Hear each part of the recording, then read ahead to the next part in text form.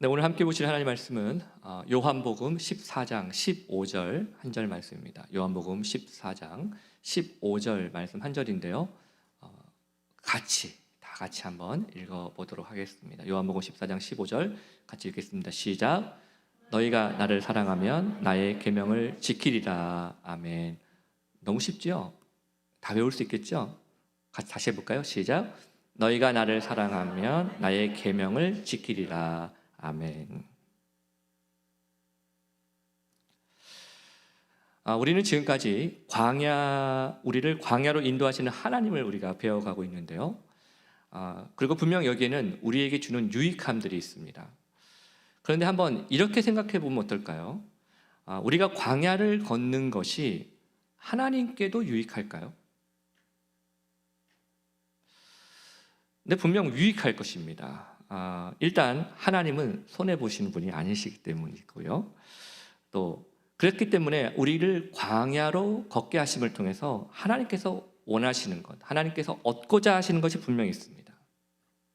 그것은 바로 관계입니다. 관계. 하나님은 우리와 더 깊은 관계를 원하십니다. 그런데 안타까운 점은 시간이 지날수록 우리에게서 하나님을 향한 열정이 점점 식어갈 때가 참 많다는 것이죠. 여러분, 이제 막 사랑에 빠진 남녀를 한번 보십시오. 그들은요, 함께 있을 때요, 시간 가는 줄을 모릅니다. 아니, 시간이 어느새 이렇게 빨리 흐르냐고 너무너무 아쉬워합니다.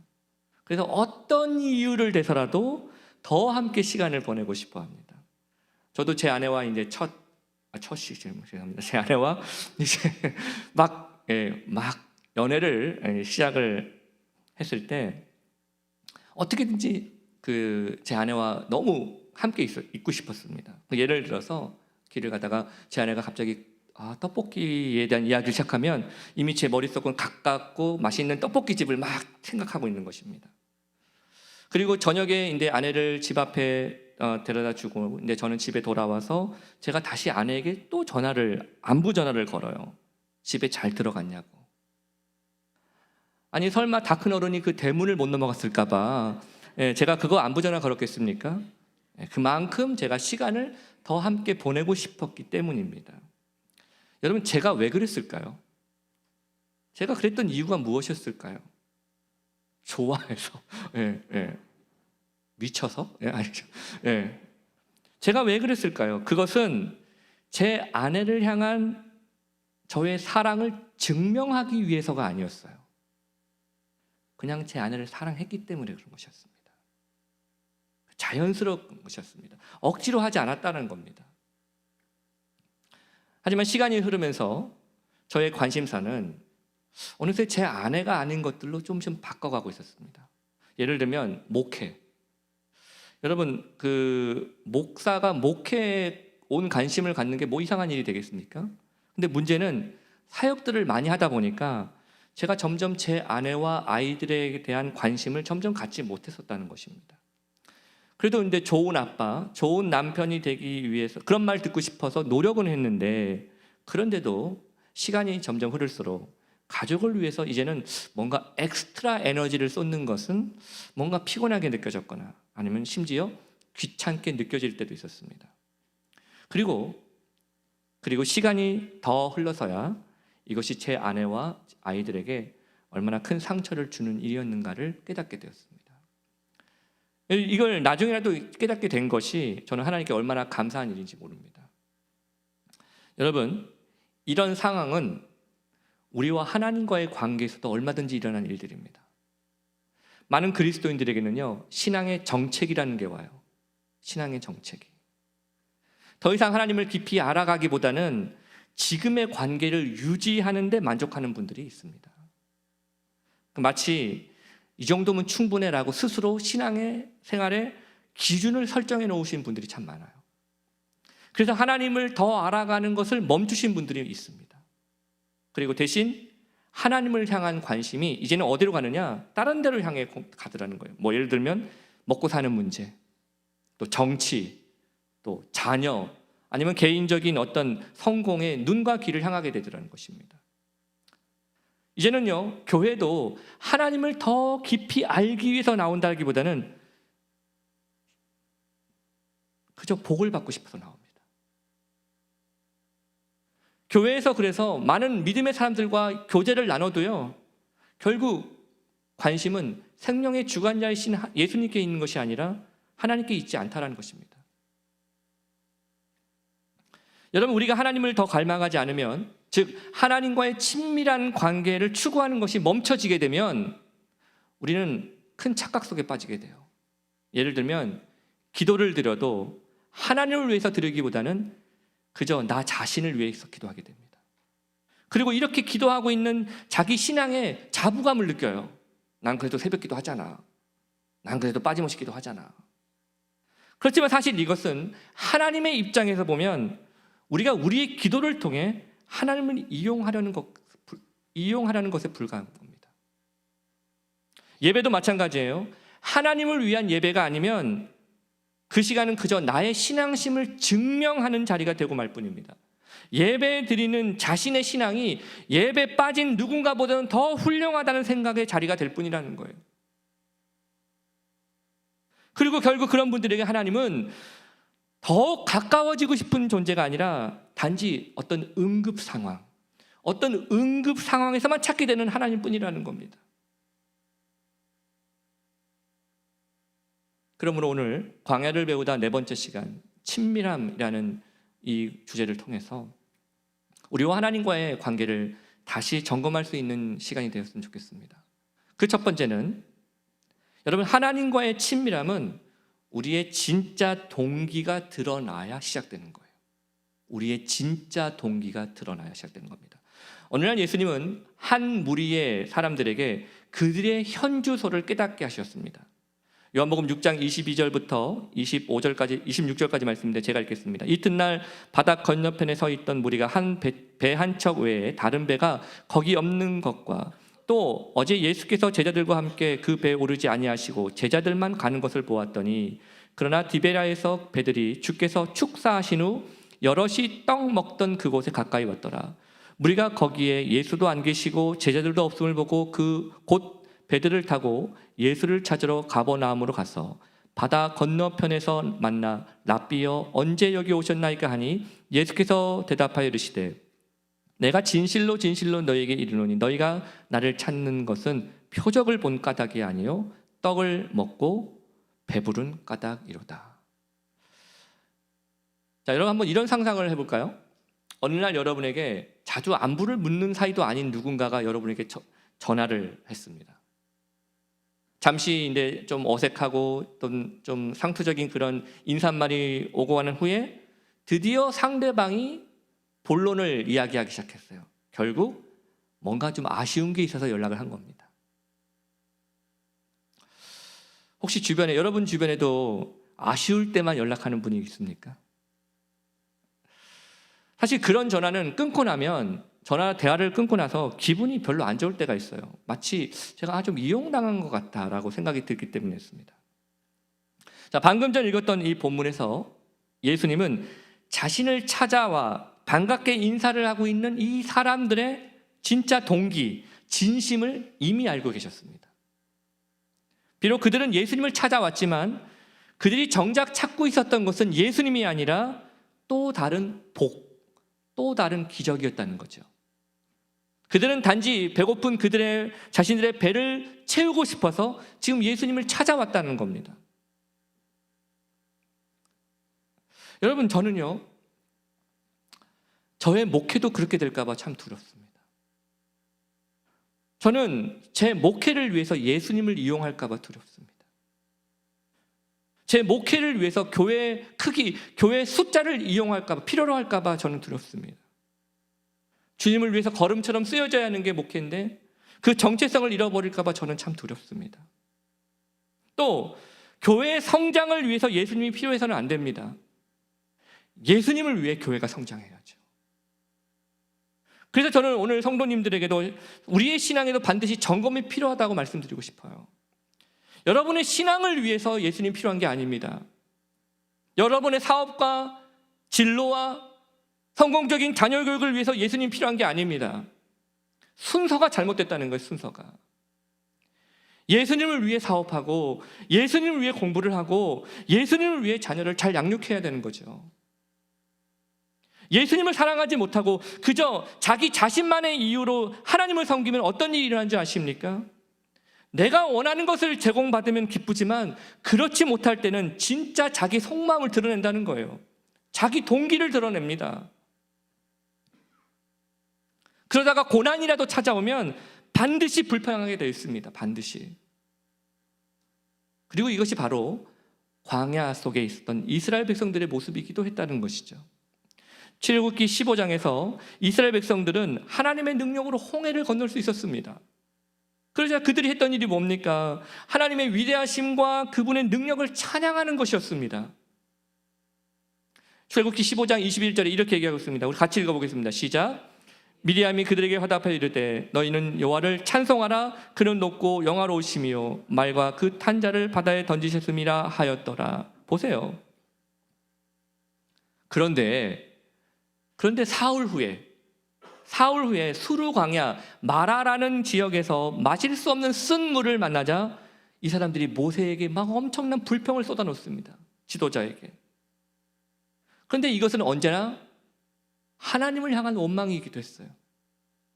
여러분, 어떻게 이렇게 쉽게 불평할 수 있죠? 아니, 홍해를 완벽하게 가르신 그 놀라운 하나님의 능력을 눈으로 본 게 겨우 사흘 전이라고요. 겨우 사흘 전. 그런데도 어떻게 이렇게 쉽게 불평할 수 있게 되는 거죠? 사실요, 이 광야에서 이스라엘 백성들이 보여준 이 불평은 이것으로 끝나는 게 아니었습니다. 마치 불평이요, 넷플릭스 시리즈 같아요. 나오고 계속 나와요. 마실 물이 없다고 불평하니까 하나님 마실 물 주셨죠. 그래서 이번에는 먹을 음식이 없다고 막 불평했습니다. 그러면서 차라리 내가 애굽으로 돌아가는 게 낫지 않겠느냐, 그때가 더 그립다라고 막 소리쳤습니다. 끊임없이 불평했습니다. 끊임없이. 여러분, 광야는 우리 마음에 숨어있는 진짜 동기를 드러내게 하는 곳입니다. 그러니 혹시 내 마음, 나의 진짜 동기가 이기적인가 그렇지 않은가를 알고 싶다면 지금 내가 무엇 때문에 불평하고 있는 걸 한번 보십시오. 내가 무엇 때문에 기뻐하고 있거나 무엇 때문에 화를 내고 있는지 한번 생각해 보십시오. 우리가 여기에 솔직해지지 않으면 우리는 하나님 앞에서도 솔직해질 수 없습니다. 그리고 하나님 앞에 솔직해지지 않으면 그분과 더 깊은 관계 속으로 들어갈 수가 없는 것입니다. 그래서 하나님께서 우리에게 허락하신 곳이 바로 광야인 것입니다. 광야에서는 우리가 하는 모든 행동의 동기가 다 드러날 수밖에 없어요. 좋을 때는 알 수가 없습니다.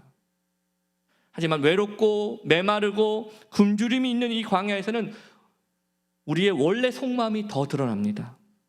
내가 무슨 동기를 가지고 이 예배를 드리고 있는지가 드러납니다. 내가 무슨 동기를 가지고 봉사하고 있었는지가 다 드러납니다. 하나님은 광야 같은 삶을 통해서 우리가 하나님을 이용만 하려고 하는 사람인지 아니면 하나님과 깊은 관계를 추구하려는 사람인지를 다 드러나게 하신다는 거예요. 광야를 통해서. 그러므로 여러분, 우리는 날마다 하나님을 더 추구하고 계십니까? 우리의 예배와 섬김의 진짜 동기는 하나님을 위한 것이었습니까?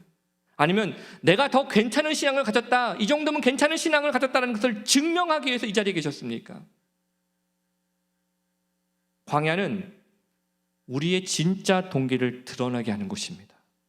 하나님과의 깊은 관계는 바로 나의 진짜 동기가 무엇인가를 찾는 데서부터 시작이 되는 거예요. 그러므로 마지막 두 번째는, 그러므로 여러분, 창조물이 아니라 창조주를 찾으셔야 돼요. 창조물이 아니라 창조주를 찾으셔야 합니다. 자, 이스라엘 백성들은 하나님을 추구하지 않았습니다. 그래서 하나님께서 왜 그들로 하여금 광야를 걷게 하시는지 깨닫지도 못했습니다. 여러분, 하나님과의 깊은 관계를 추구하지 않는 사람도요, 좋은 일이 있으면 얼마든지 하나님께 예배드릴 수도 있고 찬양할 수도 있고 하나님께 감사도 할 수 있어요. 하지만 자기가 원하는 것을 얻지 못했을 때는 너무나도 쉽게 자기가 있어야 될 자리를 떠나서 불평과 원망의 구덩이 속으로 빠지게 되는 겁니다. 이스라엘 백성들이 그랬다는 거예요. 그들은 하나님을 추구하는 것이 아니라 하나님이 주시는 혜택만을 추구했습니다. 이걸 잘 보여주는 예가 출애굽기 20장에 나옵니다. 여러분, 어느 날 광야에서 하나님은 모세를 통해 이스라엘 백성들을 정결하게 하기를 원하셨어요. 정결하게 하기를 원했습니다. 방식은 하나님께서 모세에게 말씀하셨던 것처럼 그들에게도 직접 말씀해 주시는 방식이었습니다. 그런데 하나님의 임재가 초자연적인 현상과 함께 임하니까 그들의 반응이 어땠는지 아십니까? 18절 19절 같이 읽겠습니다. 시작. 무 백성이 우레와 번개와 나팔 소리와 산의 연기를 본지라 그들이 볼 때 떨며 멀리 서서 모세에게 이르되 당신이 우리에게 말씀하소서 우리가 들으리이다. 하나님이 우리에게 말씀하시지 말게 하소서 우리가 죽을까 하나이다. 야, 이게 무슨 얘기냐면 하나님의 임재가 초자연적인 현상으로 눈앞에 보이니까요, 사람들이 그 하나님의 권능과 위엄에 큰 두려움을 느꼈습니다. 그래서 내 모세에게 애언을 하는 거예요. 제발 모세 당신이 가서 하나님이 뭐라고 하시는지 듣고 우리에게 알려주세요. 여러분, 이게 뭘 의미하는지 아십니까? 이스라엘 백성들은요, 하나님과의 관계는 별 관심이 없었어요. 대신 그분이 주는 혜택만 관심이 있었습니다. 그래서 하나님 대신 자신들의 문제를 해결해 줄 답만을 찾았습니다. 그들은 하나님을 더 알고 싶거나 그분과 더 친밀해지려고 하지도 않았습니다. 그래서 대신 모세에게 말한 겁니다. 모세, 당신이 듣고 우리한테 얘기해 주세요. 그러면 우리가 듣겠습니다. 제발 하나님이 내 눈앞에 나타난 일은 없게 해주세요. 여러분, 혹시 마치 이거 이렇게 들리지 않습니까? 목사님 하나님이 원하시는 게 뭔지를 저한테 오늘 들려주세요. 제가 주중에는 영 시간이 없어서 들을 시간이 없습니다. 그러니 이 시간에 요점만 딱 2가지로만 알려주세요. 하지만 우리가 잘 알듯이 친밀한 관계가 없으면요, 우리의 순종은 언제나 마음에만 멈춰 있습니다. 여러분, 지금 우리는 어떨까요? 아마 우리 중에는 지금까지 신앙생활을 해오시면서 여러 번 순종을 결심했다가 실제로는 하지 못했던 분들이 있으실 겁니다. 아마 그 중에는 그 이유가 내가 믿음이 부족하기 때문이다 라고 생각하실지도 모르겠습니다. 그런데 제가 언젠가 여러분에게 말씀드렸듯이 순종은 사랑하는 마음으로 하는 거예요. 사랑하는 마음으로. 하나님을 향한 믿음이 곧 사랑입니다. 오늘 우리가 읽은 이 본문 구절이 얘기하지 않습니까? 요한복음 14장 15절 다시 읽어보겠습니다. 시작. 너희가 나를 사랑하면 나의 계명을 지키리라. 여러분, 이 말씀 어떻게 들리세요? 많은 분들이 이 말씀을 이렇게 들으시더라고요. 네가 나의 계명을 지키면 너가 나를 사랑한다는 게 증명이 되는 거다. 뭐 틀린 말은 아닌데요. 그래서 우리가 보통 더 이 계명을 내가 지킬 수 있도록 더 큰 믿음을 달라고 우리가 기도할지도 모르겠습니다. 주시옵소서. 순종할 수 있는 그런 믿음을 주시옵소서. 우리 그렇게 기도하잖아요. 그래서 내가 지금 내가 순종하지 못하는 이유도 내가 그 큰 믿음이 없기 때문이구나 라고 생각하실지도 모르겠습니다. 그런데 오늘 성경은 우리에게 그렇게 말하고 있지 않다는 것이죠. 성경은 우리가 계명을 지켜서 우리가 하나님을 사랑하고 있다는 것을 증명해 보이라고 말씀하지 않습니다. 하나님은 우리가 하나님을 사랑하는지 아는지를 이미 다 알고 계세요. 굳이 증명하지 않아도 돼요. 그래서 오늘 본문은 오늘 우리에게 이렇게 말씀하고 있는 것입니다. 네가 나와 사랑에 빠지면 너는 내 계명을 얼마든지 지킬 수 있단다.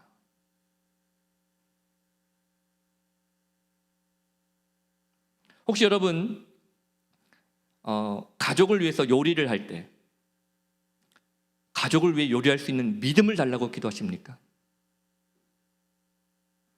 또는 가족들에게 내가 우리 가족을 사랑하고 있음을 증명하고 싶어서 여러분 요리하십니까? 아닐 것입니다. 여러분이 가족을 위해서 요리를 하기 위해서는 어떤 큰 믿음이 필요한 게 아니에요. 그저 사랑하는 마음이 있으면 되는 겁니다. 사랑하는 마음이 있으면 마음이 가고요, 저절로 몸도 가고 마음도 가고 그런 거 아니겠습니까? 억지로 하는 게 아니라 저절로 하게 되더라는 겁니다. 물론 뭐 피곤할 때는 못할 때도 있죠. 하지만 사랑을 증명하고 싶어서 뭔가를 하지는 않을 거라는 말이죠. 여러분, 하나님은 공식이 아니에요. 법칙이 아니란 말입니다.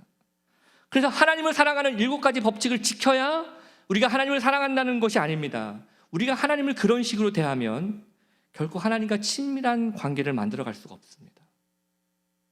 여러분, 하나님은 우리가 필요할 때만 쓰는 first aid가 아니에요. 응급약품약이 아니라고요.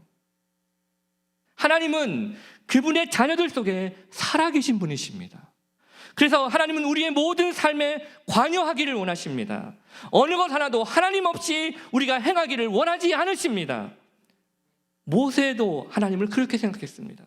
그래서 모든 이스라엘 백성들이 저 멀리 서서 예배드리고 있을 때 모세만큼은 그걸로 만족하지 않았다는 거예요. 제가 지난 한 주간 휴가를 다녀왔습니다. 이렇게 며칠을 제가 가족 모두와 함께 이렇게 보낸 게 정말 오랜만인 것 같아요. 평소에는 다 바빠요. 너무 바빠가지고 집에 있어서 서로 얼굴을 보기가 쉽지 않아요. 그런데 이번에는 며칠 동안 함께 밥을 먹고 또 함께 걸어 다녔습니다. 심지어 잠도 한 방에서 잤어요. 한 방에서 함께 잤습니다. 오랜만에 한 방에서 자는 거라서 조금 불편하긴 하더라고요. 근데 조금 오랜만에 한 방에서 자는 거라서 제가 아이들에게 미리 경고를 했어요. 아빠 코 많이 곤다. 그러니까 미리미리 잠자라. 미리미리 잠에 들어라. 그런데 제가 자다가 제가 깼어요. 애들이 코를 고는 거예요. 그래서 아침에 일어나가지고 제가 농담으로 야, 니네들 때문에 내가 아빠가 한숨도 못 잤다라고 얘기하니까 이 말을 옆에서 듣고 있던 제 아내가 한숨을 쉬면서 그러니 나는 어떻게 했겠냐고 웃었습니다. 그래도 함께 할 수 있었다는 것이 참 감사했어요. 그리고 만약 저희 가족 중에 한 명이라도 바빠서 아파서 함께 못한다고 시간을 못 내겠다라고 말했다면 저는 분명 휴가를 계획하지 않았을 것입니다. 함께하는 게 의미가 있으니까. 그렇죠. 자, 출애굽기 33장에서 이스라엘의 금송아지 사건 아시죠? 이 금송아지 사건 이후에 하나님은 모세에게 청천벽력과 같은 말씀을 내리셨습니다. 출애굽기 33장 3절 같이 읽겠습니다. 시작. 너희가 적과 꿀이 흐르는 땅에 이르게 하려니와 나는 너희와 함께 올라가지 아니하리니 너희는 목이 곧은 백성인즉 내가 길에서 너희를 진멸할까 염려함이나 하시니. 자, 무슨 말입니까? 하나님이 모세에게 이스라엘 백성들 너희들 적과 꿀이 흐르는 가나안 땅으로 들어갈 수 있게 해줄게 라고 약속해 주시면서 정작 나는 그러나 너희들과 함께 가지는 않을 거야 라고 말씀하신 겁니다. 그러자 모세가 이걸 거절합니다. 그리고 이렇게 말합니다. 우리 33장 15절 이렇게 시작. 모세가 여호와께 아뢰되 주께서 친히 가지 아니하시려거든 우리를 이곳에서 올려보내지 마옵소서. 자, 하나님께서 지금 약속의 땅에 못 들어간다라고 말씀하신 게 아니잖아요. 그냥 함께 가지는 않을 거라고만 말씀하신 거잖아요. 요즘 같으면 여러분 그런 거 똑같습니다. 회식하는데 우리 여기 KB 계시지만 회식하는데 부장님 사장님이 회식해 카드만 줄게. 너희끼리 잘 먹고 와. 그러면 어떨 것 같습니까? 우리 땡큐 하고 할지도 모르겠습니다. 하지만 모세는 그걸 거절했다는 거예요. 즉 하나님 없이 약속만 있는 거라면 차라리 약속 없이 하나님과 함께 하겠다고 고백한 것입니다. 그리고 모세는 한 발자국 더 나아갔습니다. 우리 출애굽기 33장 13절 같이 읽겠습니다. 시작. 내가 참으로 주의 목전에 은총을 입었사오면 원하건대 주의 길을 내게 보이사 내게 주를 알리시고 나로 주의 목전에 은총을 입게 하시며 이 족속을 주의 백성으로 여기소서. 아멘. 모세는요 주의 길을 보여주시고 알려달라고 그랬어요. 그저 하나님이 주시는 것만을 찾아서는 여러분 그 길을 알 수가 없습니다. 하나님의 마음을 찾아야 되는 것이죠. 하나님의 마음을 찾아야 그 길이 보이는 거예요. 창조된 것만을 찾아서는 안 됩니다. 창조주를 찾아야 되는 것입니다. 그래야 길이 보이는 거예요. 사랑하는 여러분, 좋을 때만이 아니라 우리가 바라는 삶대로 삶이 흘러가지 않을 때도 하나님과 여러분 여전히 가까우십니까? 창조물이 아니라 여러분 창조주를 찾으시기를 바랍니다. 하나님께 복을 받는 공식을, 법칙을 찾지 말고 하나님을 구하십시오. 광야는 우리의 신앙생활의 잘못된 동기를 드러나게 하는 곳입니다. 그러니 광야의 시간 동안 하나님을 향한 나의 어긋나고 잘못된 동기가 성령님을 통해 분명하게 드러나기를 여러분 위해서 기도하십시오. 그리고 여러분 회개하시기 바랍니다. 내가 내 신앙을 증명하기 위해서 사는 신앙생활이 아니라 하나님을 사랑하십시오. 그러면 저절로 그렇게 살게 되는 거예요. 그러므로 이번 한 주간 우리 안에 멀어져 있거나 무너져 있었던 하나님과의 그 친밀한 관계가 다시 회복되는 역사가 있기를 주님으로 축복합니다. 하나님을 사랑하십시오.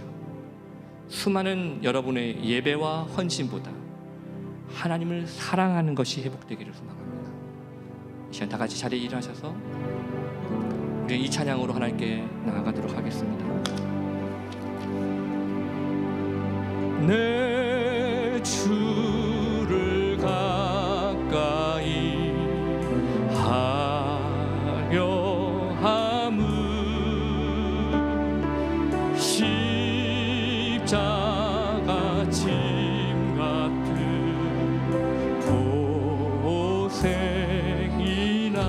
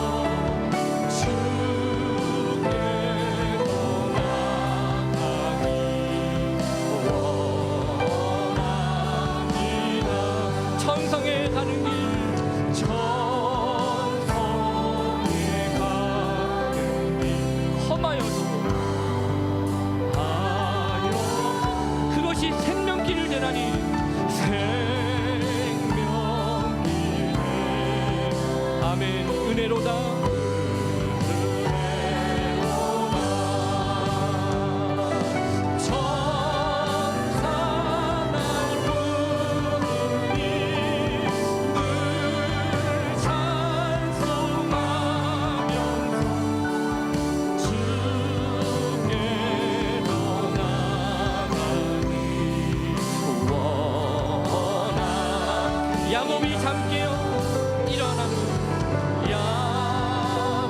야곱이 잠깨어 일어나는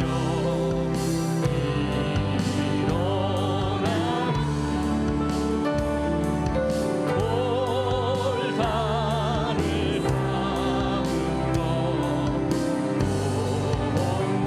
올라가서 숨질 때대로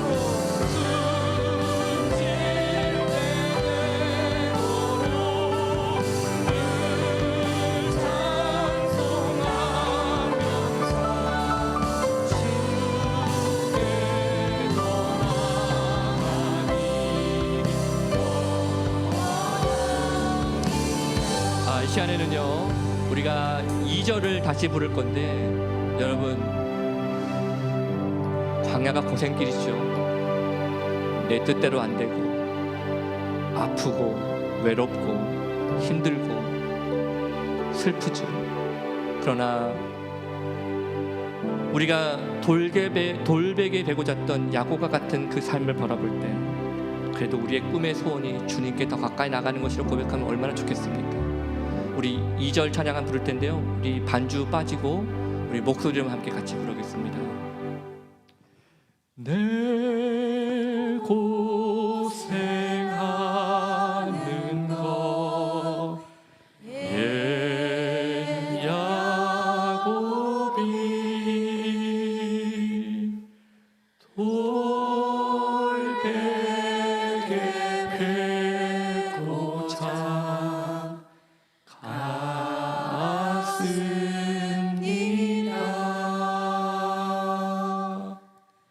꿈에도 소원이 늘 찬송하면서 주께 떠나가기 원하니 꿈에도 소원이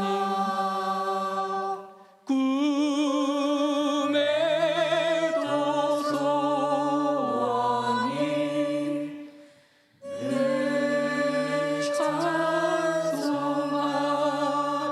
찬송하면서 주께 떠나가기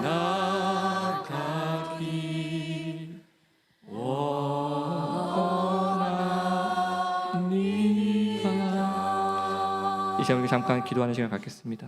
이 시간 기도하실 때 성령님께서 나의 잘못된 동기를 드러나게 해달라고 기도하십시오. 그래서 하나님을 더 사랑할 수 있도록 도와달라고 기도하십시오. 혹시 이 자리에 하나님으로부터 멀어져 계신 분들이 계십니까? 하나님께 더 가까이 나아갈 수 있기를 기도하십시오.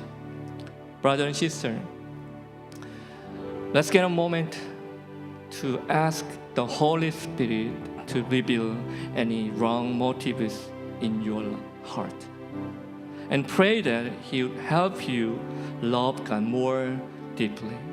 And if you have drifted away from Him, ask for the grace to draw near to God again. 함께 같이 잠시 기도하시겠습니다. 아버지 하나님 감사합니다.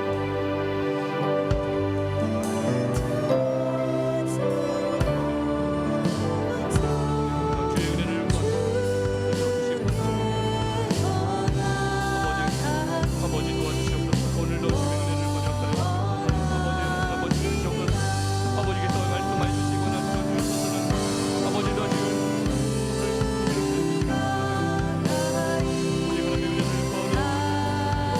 아버지 뜻을 구하는 우리 삶의 교회들 아버지 사랑으로 귀한 믿음의 삶을 도와주시고 우리 모든 삶의 모든 문제를 주 앞에 간절한 마음으로 아버지 도와주시고 통하여주옵소서.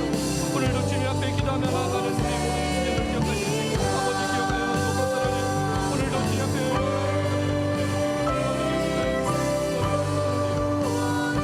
믿음의 삶, 믿음을 향한 믿음의 삶을 살아가고 이가야 주시기를 간절한 마음으로 기도하고 소망하며 아버지 나를 도와주옵소서. 오늘도 주님 말씀 앞에 모든 삶의 모든 문제가 주님을 알아보는